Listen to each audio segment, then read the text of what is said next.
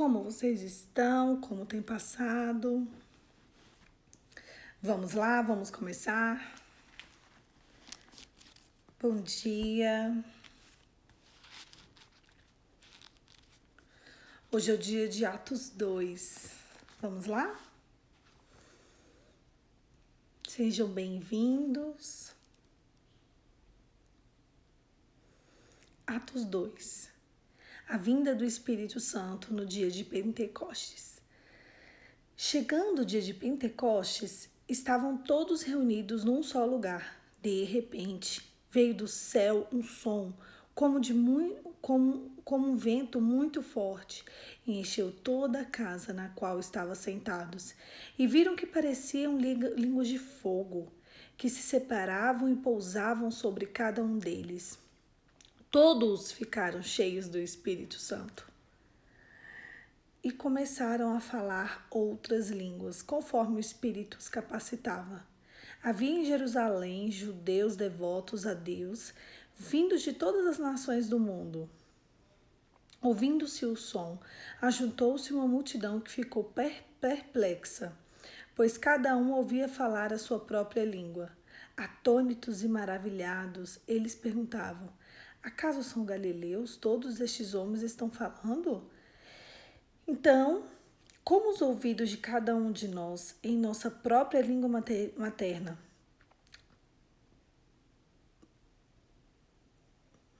partos, medos e elamitas, habitantes da Mesopotâmia, Judeia, Capadócia, do ponto da província de Ásia, Frígia, Panfilha, Egito e todas as partes da Líbia próxima a Cirene, visitantes vindos de Roma, tanto judeus como os convertidos ao judaísmo, crentes e árabes.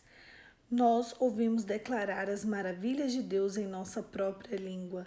Atônitos e perplexos, todos perguntavam uns aos outros: o que significa isso? Alguns, todavia, zombavam deles e diziam: eles beberam vinho demais. A pregação de Pedro. Então Pedro levantou-se com os 11 em alta voz e dirigiu-se à multidão. Homens da Judeia, todos os que vivem em Jerusalém, deixem-me explicar o que é isso. Ouçam com atenção. Estes homens não estão bêbados, como vocês supõem, ainda que são 9 horas da manhã. Ao contrário, isso foi predito pelo profeta Joel. Nos últimos dias, diz Deus, derramarei o meu espírito sobre todos os povos. Os seus filhos e filhas profetizarão. Os jovens terão visões e os velhos terão sonhos. Sobre os meus servos e as minhas servas derramarei do meu espírito naqueles dias. E eles profetizarão. Mostrarei as maravilhas em cima do céu e sinais embaixo da terra: sangue, fogo e nuvens de fumaça. O sol se tornará em trevas e a lua em sangue, antes que venha o grande e glorioso dia do Senhor, e todo aquele que invocar o nome do Senhor será salvo. Israelitas, ouviram essas palavras. Jesus de Nazaré foi aprovado por Deus diante de vocês no meio de milagres e maravilhas e sinais que Deus fez entre vocês por intermédio deles. Como vocês mesmos sabem, estes homens lhe foi entregue o propósito determinado e pré-conhecimento de Deus. E se vocês, com a ajuda dos homens perversos, o mataram pregando na cruz, mas Deus os ressuscitou dos mortos, rompendo o laço de morte, porque era impossível que a morte o retivesse. A respeito dele, disse Davi: eu sempre via o Senhor diante de mim, porque ele está à minha direita, não serei abalado. Por isso o meu coração está alegre e a minha língua exulta. O meu corpo também repousará em esperança, porque tu não me abandonarás no sepulcro, nem permitirás que o teu santo sofra decomposição. Tu me fizestes conhecer os caminhos da vida e encherás de alegria a tua presença. Irmãos, posso dizer-lhes com franqueza que o patriarca Davi morreu e foi sepultado, e o seu túmulo está entre nós até o dia de hoje. Mas ele era profeta e sabia que Deus lhe prometera sobre sobre o juramento de que colocaria um dos seus descendentes no trono.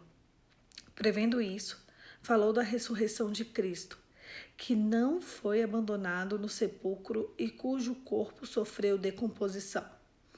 Deus ressuscitou este Jesus, e todos nós testemunhas deste fato. Exaltado à direita de Deus, ele recebeu do Pai do Espírito Santo prometido e derramou que vocês veem agora e ouvem também.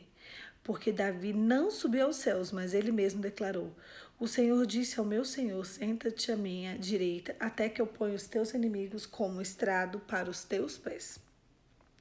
Portanto, todo Israel fique certo disso. Esse Jesus em quem você crucificá-lo, Deus fez Senhor e Cristo. Quando ouviram isso, ficaram aflitos e o seu coração perguntaram: Pedro, os outros apóstolos, irmãos, o que faremos? Pedro respondeu: arrependam-se cada um de vocês e será batizado em nome de Jesus para o perdão dos seus pecados e receberão o dom do Espírito Santo, pois a promessa para vocês e para os teus filhos e para todos aqueles que estão longe e para todos que o Senhor Deus os chamar. Com muitas outras palavras os advertia e insistia com eles: salvem-se desta geração corrompida. E os que aceitaram a mensagem foram batizados, e aqueles que houveram um acréscimo a cerca de 3.000 pessoas. Comunhão dos cristãos.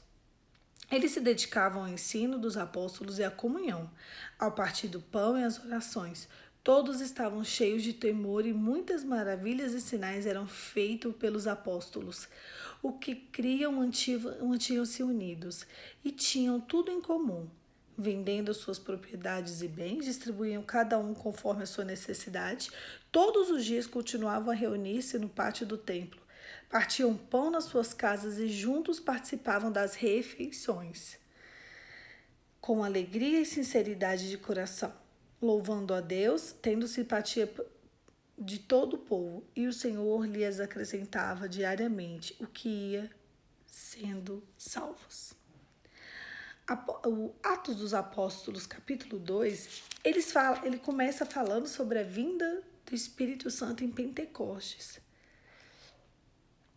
Porque quando você de fato tem o Espírito Santo, não tem como negar. E um falava na sua língua e o outro entendia e o outro falava como línguas de fogo. E as pessoas achavam que eles estavam bêbados porque era algo extraordinário. E eu quero deixar claro aqui, e eu quero já começar a trazer uma areinha nos ouvidos de vocês, que ele fala assim: e todos foram cheios do Espírito Santo e foram batizados em línguas. Eu vou falar sobre o batismo de fato, né? O batismo do Espírito Santo. E a gente vai passar vários dias conversando sobre isso, porque o próximo livro é o livro de Romanos, e eles são 16 capítulos, então nós teremos 16 dias para falar sobre isso. Mas todos foram batizados em línguas. Todos. O batismo do Espírito Santo e o batismo em língua é para todos. Ai, gente, existe um grande diferencial na vida entre antes de você ser batizado em línguas e depois de você ser batizado em línguas. Não tem uma lógica humana, mas todos têm que ser batizados em línguas. Não é um dom para a Poliana ou para alguém aqui em específico. Isso é algo para todos. O batismo em línguas estranhas, é quando você larga a mão das tuas petições e você permite que o Espírito Santo ore em você. Ele ora por você com gemidos inexprimíveis. E ainda tem mais. É quando você abre mão das tuas petições e deixa que o próprio Deus peticione ao seu favor. É uma realidade meio ilógica, né? A gente sair do controle. Deus toda hora nos convida a sair do controle, nos permite que a gente saia desse controle que a gente acha que é nosso, para que a gente venha para o reino do Filho do amor dele. É você abrir mão daquilo que é seu por direito, daquilo que é seu por herança, abrir mão de pedir e deixar que o Espírito Santo peça exatamente o que você precisa. É muito, muito gostoso você ter essa intimidade com ele.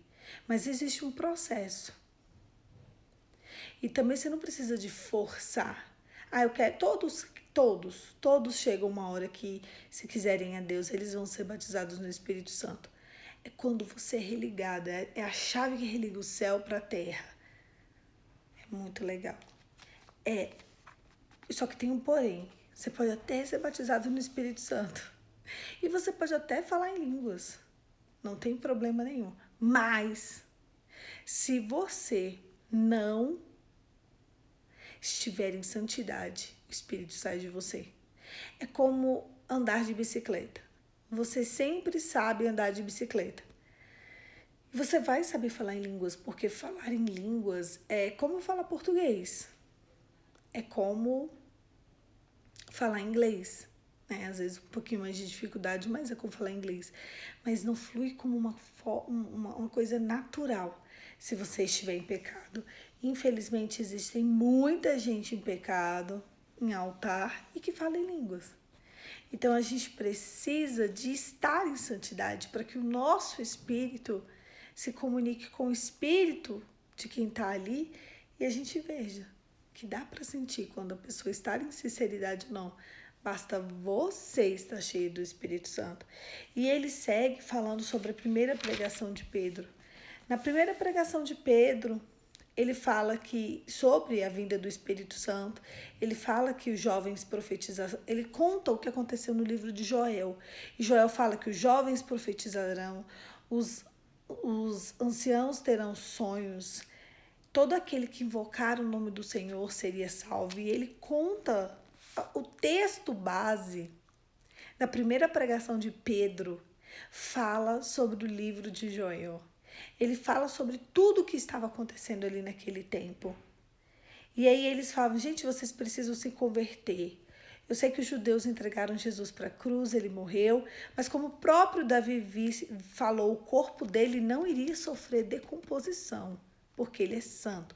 Antes de tudo, Deus iria resgatá-lo para a presença dele e encher de vida todo mundo que estivesse aqui. E foi isso que aconteceu. Davi foi um homem de Deus, um profeta, mas o corpo dele entrou em decomposição. Mas porque ele não era o próprio Cristo. Mas de Jesus, não. Por fim, ele termina a pregação dele falando assim: salvem-se dessa geração corrompida. E um dia desses, uma pessoa me fez uma pergunta. E ela me disse, Poliana, parece que as coisas estão piores. E eu disse a ela, não, sempre esteve. Eu acho que você estava distraída. Talvez eu também. Às vezes a gente estava distraído no meio do caminho e não percebeu.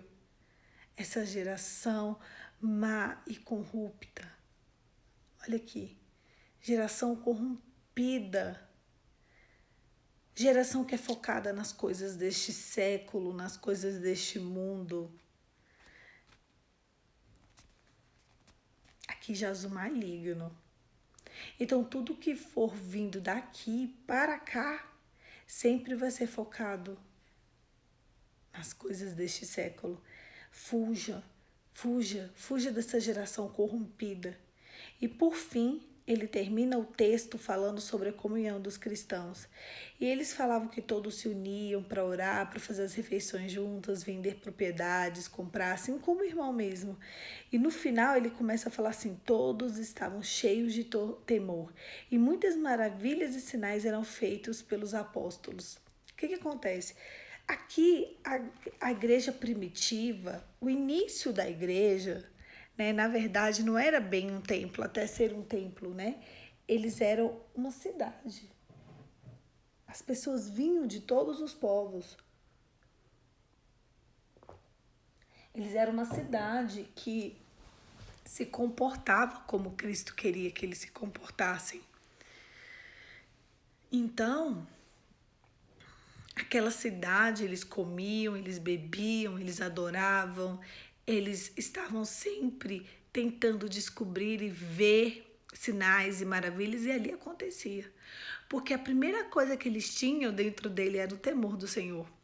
O mês de janeiro inteiro nós falamos sobre o livro de Provérbios. E os primeiros dias a gente falou demais sobre o temor do Senhor. O temor do Senhor é o início da sabedoria. Não existe a menor possibilidade de uma pessoa ser sábia se ela não temer a Deus. Não tem como. É impossível. E então, ali eles começavam, sabe? No temor do Senhor. Eu tenho uma sensação de que, como passaram mais de 2000 anos dessa história, hoje é como se a gente vivesse lampejos daquilo que Deus fez. Só que a gente precisa de entender que Cristo está vivo e a situação é a mesma. Cristo morreu, ressuscitou e vai voltar. Talvez porque eles viram com olhos nus, o amor deles estava ali, ó. Eles achando que Jesus ia voltar daqui 10, 15, 20 anos. Esse é o problema. É o tempo da promessa. Às vezes a gente está aqui, ó. Não, a promessa vai acontecer amanhã. Não, daqui 1 ano, tá bom. 3 anos, 4 anos. E se as promessas que Deus te fez hoje demorarem 20 ou 30 anos para acontecer? Ixi, Juliana, já morri. Você é Deus, você é o dono da vida e da morte, você não sabe se você vai morrer. A questão, às vezes, ela é trabalhar demais com o lapso temporal. O tempo, às vezes, é tão longo, tão longo, tão longo, tão longo. Tão longo que a gente acha que não é mais tempo de viver aquilo que Deus tem pra gente. Qual é a sua promessa mais antiga? Qual é o teu sonho mais antigo? Como você tem empregado fé nesse seu sonho mais antigo? O sonho da igreja de Atos era que Jesus voltasse logo. E Jesus não voltou. Não era o tempo dele voltar, apesar desse ter sido o desejo do coração do povo. Enquanto Jesus não volta, ou enquanto os teus sonhos não se realizam, qual é o seu comportamento? Porque aqui eles esperavam a vida de Cristo, mas eles esperavam em adoração. Ao contrário do povo do deserto, que esperavam em murmuração e todos morreram no deserto, aqui dizia que o Espírito de Deus ia ter com eles. Aqui dizia que ali tinha sinais, que ali tinha maravilhas, eles tinham expectativa, eles tinham comunhão, eles tinham o pão da presença. Eles comiam juntos. A diferença da igreja de Atos para a igreja de Moisés, ela está na adoração. Eu sinto que o Espírito quer resgatar dentro de mim, dentro de você, a chama da adoração. A chama que vai nos levar a crer que Jesus Cristo é o Senhor, que Ele ressuscitou-se dentre os mortos e Ele vai voltar. Porque se a gente tiver essa realidade dentro de nós, a nossa vida muda, as nossas perspectivas mudam e a gente vai sim acreditar e crer que logo Ele vem. O seu comportamento vai mudar, os seus pensamentos vão mudar, a sua atitude vai mudar. Você não pode se acostumar com o evangelho que você tem vivido até hoje. O evangelho que eu e você vivemos até hoje foi o evangelho que nos trouxe até aqui. É um evangelho talvez bom, mas não é um evangelho que realiza todos os sonhos. Não é um evangelho que te aproxima do pão da presença. Não é o evangelho que faz com que a gente mergulhe de fato. Não é o evangelho que faz com que a gente seja assim a pessoa mais cheia do Espírito de Deus. Não é. Vamos ser sinceros, não é. Mas a partir de agora precisa ser. O temor do Senhor precisa ser aumentado dentro de mim, dentro de você. A gente tem que parar de ir para a presença de Deus e molhar só a pontinha do pé. É mergulhar e cair de cabeça. É saber que é Ele quem vai nos dar o fôlego lá embaixo. Você já experimentou passar um tempo só crendo? Em todas as circunstâncias, Poliana, os dias são maus. Você não está percebendo? Você não está percebendo que está acontecendo um monte de coisa estranha no Brasil, no mundo e na nossa vida? Eu tô, gente. Eu tô percebendo. Tô vivendo conflitos internos e conflitos externos. Eu tô vivendo. Agora a gente precisa de entender que, independente das nossas circunstâncias, a gente precisa crer que Deus é galardoador daqueles que nele esperam. Hoje eu quero reativar a sua fé. Hoje eu quero reativar a sua crença. Hoje eu quero que eu e você saiamos desse tempo de ministração crendo, mergulhando, estando diante do pão da presença.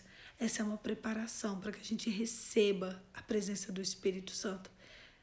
E o Espírito Santo não habita em casa suja. Não tem como. O Espírito Santo não habita em lugar inócuo. Vocês sabem o que é um lugar inócuo? É um lugar inapropriado. A sua casa, o seu templo, o seu corpo, a sua mente, o seu coração, os seus comportamentos, eles são, de fato, uma casa apropriada? Uma casa apropriada para o Espírito Santo habitar? Porque se não for, podia ser. Talvez a coisa que você mais precisa não seja que o desejo do seu coração seja resolvido agora, mas que seja sim que o Espírito de Deus te habite e ele possa te conduzir, ele possa ser o real condutor da tua vida, para que assim você consiga seguir em frente. Feche seus olhos e vamos orar. Pai, em nome de Jesus, eu quero te apresentar a minha vida, a vida do meu irmão que está aqui na frente, nesse propósito. Eu, você e ele. E eu quero te pedir, Espírito Santo, nos limpa, nos lava, nos adorna. Nós queremos ter mais de ti, ser mais contigo. A tua palavra diz que o Espírito nos habitaria e conduziria a nossa vida. E é esse Espírito que nós estamos clamando hoje. Nós queremos que o Espírito Santo nos indique o caminho, vai para a direita, vai para a esquerda, segue em frente, espera um pouco. Nos ensine a ouvir a tua voz e ver a tua presença, porque a coisa que mais importa nesta terra é estar diante de ti. Porque se a gente estiver de fato diante de ti, nós estaremos contigo na glória. Em nome de Jesus. Amém. Amém, queridos. Olha só, semana passada eu propus um dia de jejum por semana sobre essas circunstâncias que estão acontecendo no nosso país. E a gente fazer um dia de jejum enquanto, não parar com toda essa confusão, com toda essa sistemática. A igreja é chamada a um tempo de orar e jejuar para que do céu venha a nossa resposta. Nós ficamos à mercê de políticos, nós ficamos à mercê das circunstâncias, mas precisamos clamar a um Deus que responde, a um Deus que transforma, que cura, que salva, que liberta. E Ele está acima de toda a autoridade dessa terra. Só que a gente precisa, como igreja de Cristo, nos revestir mesmo de santidade. Então, vou pedir para vocês fazerem esse tempo hoje ou amanhã, um tempo mesmo de jejum. Jejum é tirar comida, qualquer comida. Ou você retira o café da manhã, ou você retira naquele dia uma bebida que você gosta, sei lá, um café, um suco, um refri, ou você tira o doce. Então, jejum é assim. Jejum não é propósito. Jejum não é um comportamento. Jejum é comida, né? Você pode fazer um exame médico e falar, chega lá no médico, ele fala assim, você comeu, você está de jejum? Aí você fala, estou, não vi televisão. Falar o quê? Jejum. Jejum, você precisa de ficar de 12 a 14 horas sem comer para fazer um exame, não é? Imagina, você chega lá para tirar sangue, tá de jejum? Sim, tô. Você tá quantas horas sem comer? Você o quê? Comer? Não, eu só não vi Instagram ontem, meu jejum. Ele, que bonito. Então vamos fazer o seguinte, volta e fica sem comer. Jejum é comida, vai alterar o teu sangue. Para alterar o teu sangue, para deixar o teu sangue limpo, o seu sangue físico e espiritual, você precisa de fato fazer jejum, tá? Então, jejum é isso, você tira ou algo da sua alimentação, ou algo, ou uma refeição, um café da manhã, um lanche, né, para que o Senhor nos responda com fogo. Nós precisamos estar juntos e unidos de fato nesse propósito e acreditar que tudo isso vai passar. Semana passada o bicho pegou, não só em Brasília, mas no Brasil mesmo. Foi uma semana muito difícil para quem está doente, para quem está com um parente doente. Tem muita gente doente, a gente acha que não, mas tem muita gente doente, muito mais pessoas doentes agora do que no início disso tudo, e é verdade, é real. Independente de todos os alarmes que estejam sendo feitos pela mídia para poder ter notícia ou pelas autoridades para eles poderem utilizar de sua corrupção, ainda assim tem muita gente sofrendo e muita gente doente. É por causa deles que nós vamos orar e é por causa deles que nós vamos jejuar. E é para que o Senhor proteja a nossa casa, proteja a nossa parentela, porque nós ainda estamos aqui, temos capacidade de clamar, de pedir a Deus um renovo, um consolo e saúde. É isso que a gente vai orar, tá bom? Eu conto com vocês, Deus conta com vocês. Vocês sabem que eu já disse que a geração que vai fazer acontecer a nossa, nós vamos sim sermos resgatados dessa inércia e nós vamos espalhar mais ainda o evangelho e vai ser através da nossa atitude, né, prática. Olha, a Tati está falando, é muito real, tem muita gente doente e ela é médica. Então, assim, ela sabe do que está acontecendo. Médica, gente. Os médicos sabem, quem é da área de saúde sabe, né? Eu também vou pedir orações para vocês. O meu padrasto, ele tá na linha de frente do Covid. No hospital que ele trabalha, ele é enfermeiro. Aqui em Brasília também não tem leito nenhum, estão superlotados. A gente está com uma lista de espera para 15 dias. Então, quem está doente tá se virando. Inclusive, as pessoas têm hospital aqui em Brasília que eles estão sendo internados no hall de recepção, porque tem que ficar ali sendo monitorado. Então, tá um negócio feio. Não é à toa que tem sido tomado medidas mais drásticas e sérias. E meu padrasto está na linha de frente, um dos hospitais aqui de Brasília, porque ele é enfermeiro. E ele não pegou Covid, ele só tomou só a primeira dose da vacina. Então, ele vai para lá com o coração na mão e tá indo, né? A gente tem 2 idosos, muito idosos em casa, e a gente teme pelos nossos idosos, né? E só que a gente precisa de acreditar, ele precisa trabalhar e a gente precisa de acreditar no sangue e na cobertura de Jesus. Então eu conto também com as orações de vocês, para que essa praga não chegue mais na minha casa, porque eu já peguei, né? Então eu sempre falei e orei a Deus para que eu peguei e acabou, que ninguém aqui mais pegue, porque não é fácil. Então é isso, eu conto com a oração e com o jejum de vocês. A gente precisa alcançar o céu com as nossas petições e vai ser hoje. Começar hoje a abrir mão dos nossos sonhos, dos nossos deleites, para abrir mão pelo nosso país. Hoje é o dia que a gente pode, de fato, vestir a bandeira do patriotismo, colocar a bandeira do Brasil no nosso coração e declarar que nenhum mal nos sucederá, nem praga nenhuma chegará à nossa tenda, e que o Senhor enviará anjos ao nosso respeito para nos guardar, nos livrar e nos proteger. Ser cheio do Espírito Santo começa assim. Orar por quem precisa. E hoje, quem precisa de oração é quem está ali na UTI ou quem está precisando de uma vaga de UTI para sobreviver. Um beijo, fica com Deus e amanhã a gente continua o livro de Atos.